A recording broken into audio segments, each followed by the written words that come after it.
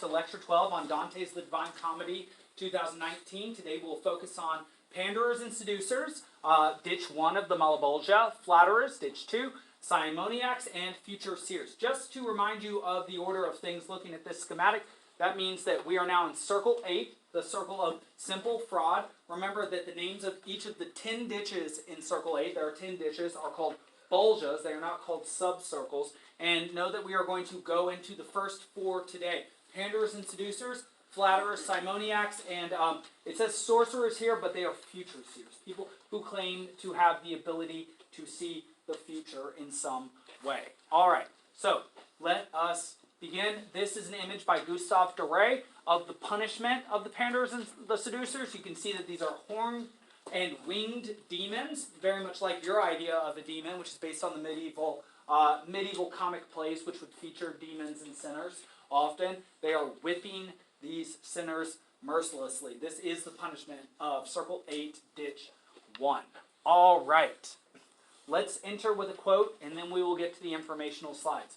I'm not the only Bolognese who weeps here. Indeed, this place is so crammed full of us that not so many tongues have learned to say Sipa between the Savina and Reno. Again, this is another place full of Italians and Florentines. If you want faith and testament of that, just call to mind our avaricious hearts. And as he spoke, a demon cudgeled him with his horsewhip and cried, "Be off with you, pimp. There are no women here for you to trick." And then, from the old bridge, we look down at the ranks of those approaching from the other side. They too were driven onward by the lash. So we've seen Panderers. We'll now see a seducer here. This is the only canto which has 2 pockets in it, by the way. And my good master, though I had not asked, urged me, "Look at that mighty one who comes and does not seem to shed a tear of pain." Recalls to us quite a bit Campanius and Farinata, were both disdainful of their punishments in hell. How he keeps the image of a king. He is a shade after all. That shade is Jason, who with heart and head deprived the men of Colchis of their ram. That is Jason and the Argonauts, the first Greek hero who, alongside Heracles and Peleus and also the father of Aias the Greater, Telamon, went to Colchis to get the golden ram, the golden fleece. Excuse me. He had to get the golden ram that was a flying ram that had golden fleece on it from Colchis, and I'll tell you a little bit about that story soon. And in case we see him here amongst the Seducers, because of his relationships with both Hypsipyle and Medea. In any case, he made a landfall on the Isle of Lemnos, that's where Hephaestus Vulcan is from, after its women, bold and pitiless, had given all their island males to death. Yes, Hypsipyle and her fellow women had killed all the men on that island, except for Hypsipyle had maintained her father. She had kept him from death. With polished words and love signs, he took in Hypsipyle, the girl whose own deception had earlier deceived the other women. That's her hiding her father. So basically she got all the women to kill the men they knew on the island and then didn't kill the man she loved. And so a little bit hypocritical. And he abandoned her, alone and pregnant. Such guilt condemns him to such punishment.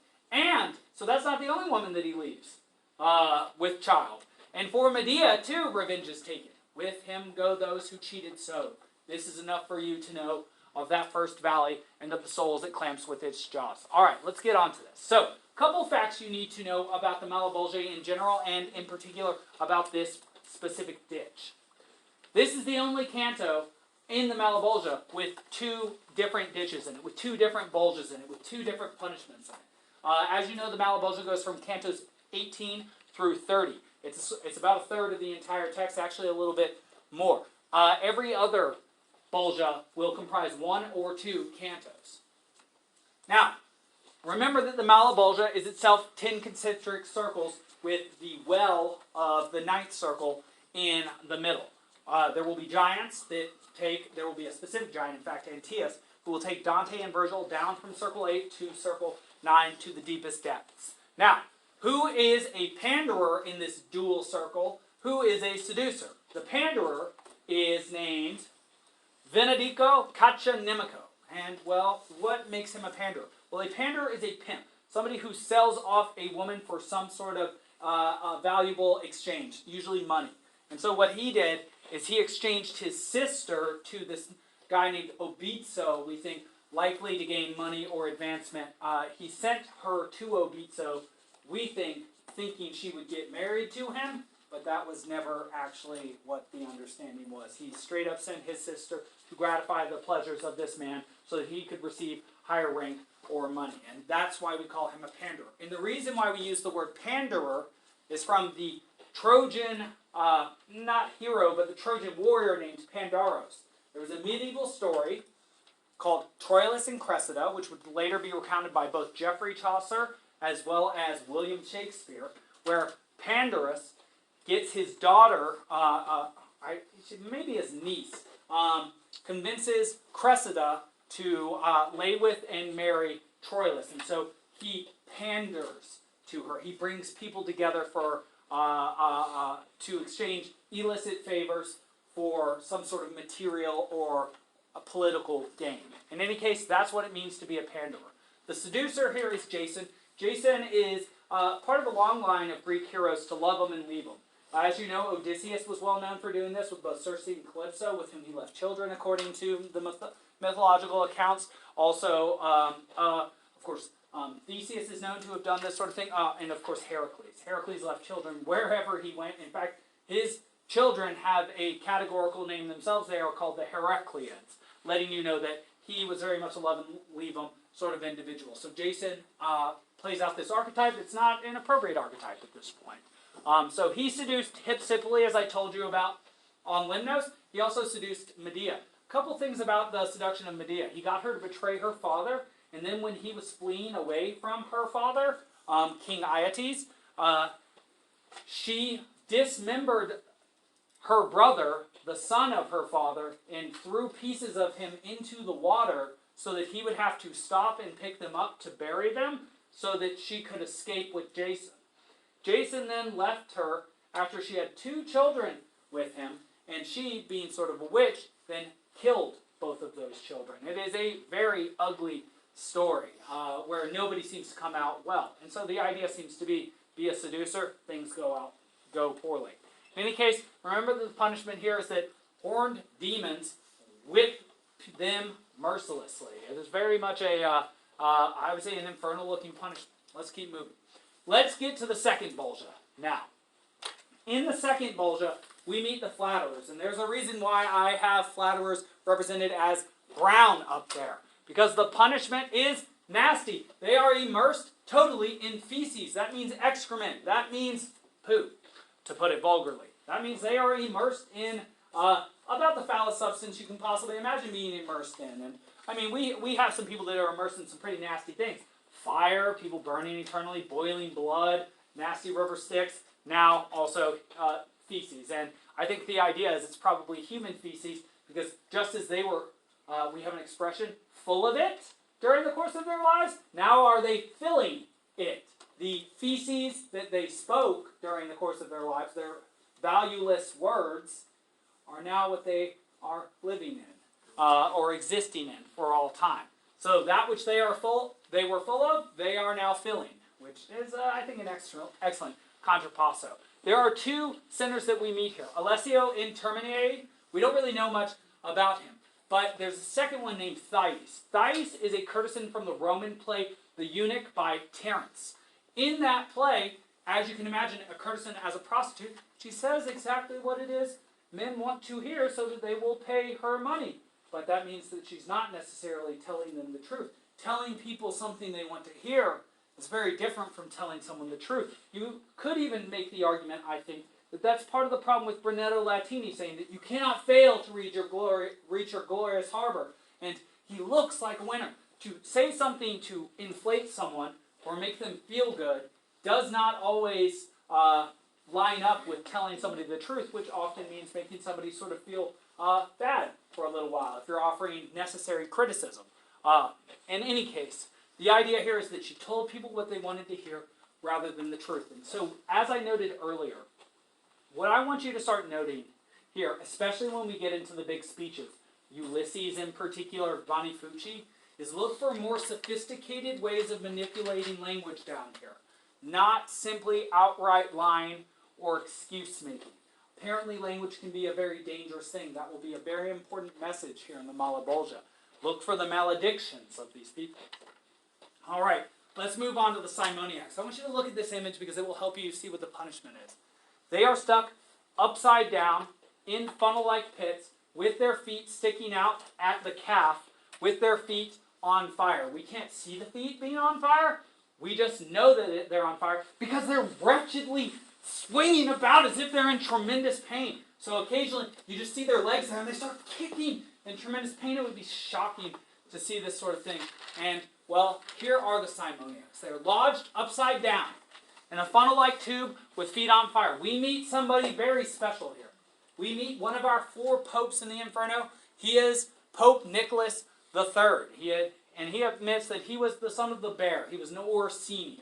Orsini comes from, it means little bear, from Orsa in Italian, which comes from Ursa in Latin, which is why we have as a constellation Ursa Major, the greater bear, and Ursa Minor, the lesser bear, the Big Dipper and the Little Dipper. In any case, he admits to nepotism. What is nepotism? Nepotism is when you favor family members by giving them high-ranking positions, or when you favor your family members giving them jobs and appointments rather than people who deserve those jobs, who are not necessarily your family members. And so how is that simony? Well, what is simony? Simony is the attempt to buy gifts of the Spirit from the church. It is either to buy indulgences from the church, which is to buy favor or pardon from the church, to buy objects from the church, or to try and purchase a position within the church. It is a corrupt use of wealth, and it is based on a character named Simon Magus, who existed at the same time as Simon Peter, the first pope, and he attempted to, he asked the apostles if he could buy the ability to lay on hands. So he saw them heal the sick, and he said, hey, can you teach me that trick? I think I'd make a lot of money. And they sort of explained to him, well, actually we have these natural talents and we use them in the service of our Lord. It's not really a trick, what we do. And he didn't buy that. And actually, very famously, he then had a magic contest. This is the sort of thing that happens both in the New Testament and Old Testament. If you think of Exodus and the snakes that the staffs are turned into amongst Pharaoh and Moses. In any case, he showed that he could fly in front of everybody to show that, well, you don't need to believe in a god in order to be able to fly. You can just be a magician. And so you can see why magicians were so poorly looked upon, and still are very poorly looked upon often by the Christian church. In fact, I just heard 2 weeks ago that Harry Potter was banned in a Catholic school down in Tennessee, and the reason being is it features magic use and sorcery. The idea being that it fights against Christianity with that idea, which is interesting. It's an old idea. In any case, Simon Magus flies, and then supposedly Simon Peter makes the sign of the cross, and Simon Magus loses all his power and falls down to the ground. It's sort of like the idea is that the power of the Christians is to wield the truth, whereas the power of a magician is to wield a falsehood. And if you think about what magic truly is these days, it is the art of what? What do magicians say? It is the art of, yes? Illusion. Exactly. It's not real. It is how to trick the senses. Well, the big difference between a sorcerer is that they're tricking you by falsifying what they're doing. Well, the difference between that and, say, a pope or a Christian is that they are showing you how miraculous things actually are through the truth. And so that is diametrically opposed to each other. And that is why, contrapassally speaking, that these popes are upside down. They had an inverted idea of how things were actually supposed to work. Oh, yes. Do I have another slide about this? Let me just, yeah, good. One thing I just want to mention to you is this. In Pope Boniface III's specific funnel, there are other popes beneath him. When a new pope comes, they push the other popes down. I want you to think about how scary that is. Look at these little holes. What is the technical term for when you are afraid of enclosed spaces? Makes it very hard to get in elevators? Claustrophobia. Imagine how claustrophobic that would be, to be wedged down there between other people. No room to do anything. Upside down, with your feet on fire. I just want you to feel it. Does everybody feel it? And you can't even really move. It's, interesting. The immobility must be significant in some way. We'll have to think about that in seminar on Thursday. Yes? Are the rest of their bodies on fire? Just the feet. Just the feet. They're the most sensitive parts. It has been suggested by scholars that the fact that their feet are on fire is supposed to be a destruction of the idea of the Pentecost.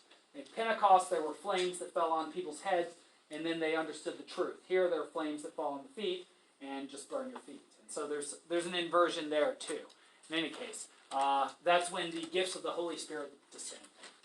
All right, this is what Pope Nicholas III has to say. I want you to notice what very, very, very strange thing he thinks about Dante. And he cried out, "Are you already standing there, O Boniface?" That's Boniface VIII, the Pope current at the time of 1300, who had declared the Jubilee year. "The book has lied to me. By several years he can see the future. Are you so quickly sated with the riches for which you did not fear to take by guile the lovely lady and then violate her?" The lovely lady in this case is not fortune, but rather the church.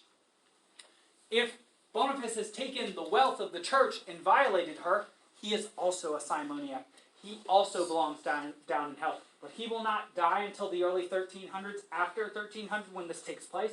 And so Pope Nicholas III, and therefore Dante the poet, is literally saying what about the Pope who is still living during Dante's time? That he will go where after he dies?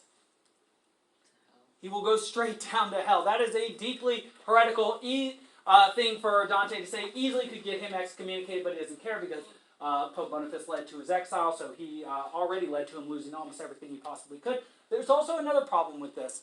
Besides the fact that he is putting a current living pope down in hell, which is a very dynamic thing for him to do, there's something to be said for whether this allows for freedom of the will.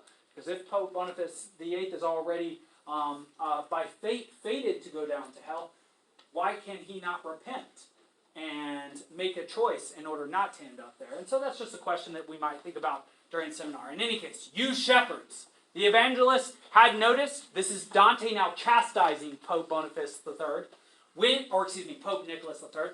You shepherds, the evangelist had noticed when he saw her who sits upon the waters and realized she fornicates with kings, she who was born with 7 heads and had the power and support of the 10 horns. I'll explain what that beast is. As long as virtue was her husband's pleasure. You've made yourselves a god of gold and silver. How are you different from idolaters? Save that you worship one, or that they worship one, and you 100. Ah, Constantine, what wickedness was born, and not from your conversion, from the dower that you bestowed upon the first rich father. All right, let's unpack that a little bit. So, as I said earlier, Boniface's death and lodging in hell is prefigured, which is good news, except for those of you who want to have freedom of the will, because potentially that is denied here. There is a suggestion here that Boniface received his papal position by means of deceit, by deception, because the Pope before him, Celestine V, only lasted for 6 months, and then had to abdicate. Dante lambasts the avarice of the church in the same way that he lambasts the avarice of Florence. Apparently, being greedy is having cupidity, from the Latin cupiditas is the term for it, is something that leads to the degeneration of all institutions, because you then fail to provide for those around you. You seek only for yourself, and therefore end up denying yourself because you hurt the system, which helps you. In any case, Pope Peter, who was the first pope, Dante says, required no gold or silver, just gifts of the Spirit, which is interesting that he received, therefore, a golden and silver key. Those keys obviously aren't made of real gold and silver, but of something more valuable than gold and silver, something that can produce gold and silver. Discernment and power is what they're described as. Make sure you are writing all of this. Now, what is that beast with 7 heads and 10 horns? Well, it comes from the last book of the New Testament, Revelation, sometimes called Apocalypse. There is a dragon that shows up with a woman on it. She is called the harlot, and sometimes called the whore of Babylon. And so she probably represents some sort of sin. We'll talk about that at some point. And this beast itself is described as a dragon with 7 heads and 10 horns. That dragon is often seen as a symbol for Rome, which itself had 10 major kings and many kings more than that, as well as 7 major hills. And so Rome, insofar as it was not avaricious, was a good, noble place. But after it fell to avarice, it degenerated just like the Roman Catholic Church degenerated for Dante, just like the Florentines have degenerated. We will see this image. We will see this beast again represented at the very top of the Purgatorio. And we will see him with a lady who very much means the same thing as this lady riding on top of him. She will then get beaten by a giant later on, and I'll explain what all of that means allegorically. We have also another mention of Constantine. Now, remember, the donation of Constantine in 325 is what Dante thinks led to the corruption of the Christian church. We know now it was a forgery from the 8th century. He did not know that. Something interesting just to explain why why Constantine converted to Christianity is this. Supposedly he was afflicted with leprosy, terrible, disfiguring disease, also highly contagious. And the Pope of his time came to him and cured him of leprosy. And so because a miracle was directly done to him, that's why he converted his entire empire and then gave away half of his empire to Christianity, because he thought that Christians were good because they had done a good turn by him. And yet we say the road to hell is paved with good intentions. As good an intention as that was, by Constantine it led to the avarice of people within the church, because the second an institution becomes wealthy, people who seek wealth enter such institutions. It makes perfect sense. In any case, let's move on to Canto 20, Bolgia 4 out of 10, the Future-Seers. I think this is a horrifying image. And there are several horrifying images of them. You can tell just by looking at it what has happened to the heads of these people. They're like backwards. They have been turned backwards, because these are the people that claim they could see forwards in time. And so now forever their heads are turned backwards in a nice contrapasso. And the word contrapasso, though I often translate it literally as suffer the opposite, it literally means, oh no, what is the exact term? Oh, I was just looking at it just before. I'll have to tell you next time, just because, oh no, yes, it means retaliation.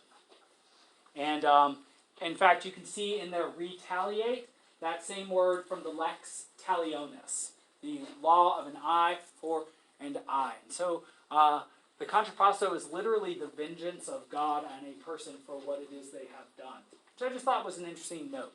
Retaliation, similar to the lex talionis. In any case, these Future-Seers, they claimed to see the future, but apparently they couldn't.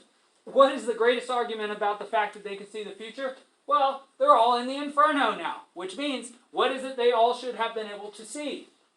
Their own internment in hell for their attempts to see the future. If they couldn't see themselves in hell in the future, then they couldn't actually see the future, because if they could see such a future, they would have had the chance to repent. But since they clearly did not see such a future, they clearly did not see the future in the way that they claimed, which I think is a good argument by Dante. It's a very interesting literary argument. In any case, their heads are twisted towards their rear ends, and their tears fall down their rear ends like a river down a crack, just to be vulgar. In any case, sinners here are Tiresias, Manto, Amphiaraus, Michael Scott, Guido Bonatti, Aarons, and Eurypylus. I really only want you to focus on Tiresias and Manto. I'll mention Amphiaraus as well. The thing about Tiresias is you know him well. We read 2 works in which he featured last year, 3 if you were with me. He figures prominently in the plays of Sophocles from the 5th century, or excuse me, the 4th century. No, the 5th century. Sorry, getting my dates all messed up here. Yes, he did write, I believe, during the Peloponnesian War at some point. Maybe a little bit before as well. Have to get that down. In any case, Tiresias figures prominently in the Antigone by Sophocles, as well as in Oedipus Tyrannus. He's also very much a big figure in the Odyssey last year. We were sent by Circe to meet him in the underworld in Book 11. He had a daughter. His daughter's name was Manto. In fact, we have a term called mantic. A mantic procedure is when you try and predict something sort of by chance. Like, so if you just flip a coin, or if you try and look at tea leaves and understand the future, or if you just open a book to a particular page and that's how you're going to live your day. Some people do that with the Bible. Some people choose names from the Bible in that way for their children. That's called a mantic procedure. In any case, I mentioned her because she gives her name to Mantua, which is the city Virgil was born in. The idea, therefore, being that prophets come from Mantua. A prophet, potentially like Virgil, who, because of his prophetic seeming Eclogue 4, some people thought was a Christian prophet before Christianity. Remember, he talks about the coming of a golden age and a golden child about 20 years before the birth of Christ. So Christians reading about him from the Middle Ages would probably think he must have had a vision of the future in which he saw Christ. And so, again, very interesting way of reading. And yes, so that's really all I want you to know from here. I'll just mention that Michael Scott was a famous seer from a little bit before Dante's time, and that Amphiaraus comes from the Seven Against Thebes. He was one of the Seven Against Thebes, like Campanius and Sthenelus. Actually, supposedly, his wife, even though he could see the fact that he was going to die, she was offered a very nice necklace by the standing force, and she took that necklace in order to convince him to fight so that he would die. And supposedly he dies by a chasm opening in the earth and him riding his chariot straight into it, sort of like Hades taking Persephone down to the underworld. All right, where we're going to start tomorrow. We're going to start with the Malebolgia. We're going to see them hooking Veritors. We're going to get to see them chase down Dante. We're going to see their deception as well. So, quick recap. What did we talk about today? We made it into the Malebolgia. We saw that each subcircle is actually called a ditch or a bolgia. We saw the first four. The first one in Canto 18 has Panderers and Seducers. It is the only canto with two bolgias. 19, we saw the Simoniacs, named for Simon Magus, not for Simon Peter. In the fourth, we saw the so-called Future-Seers or Sorcerers. You need to focus on Manto and Tiresias. And then tomorrow, Wednesday, we're going to talk about the Veritors and the Malebolgia.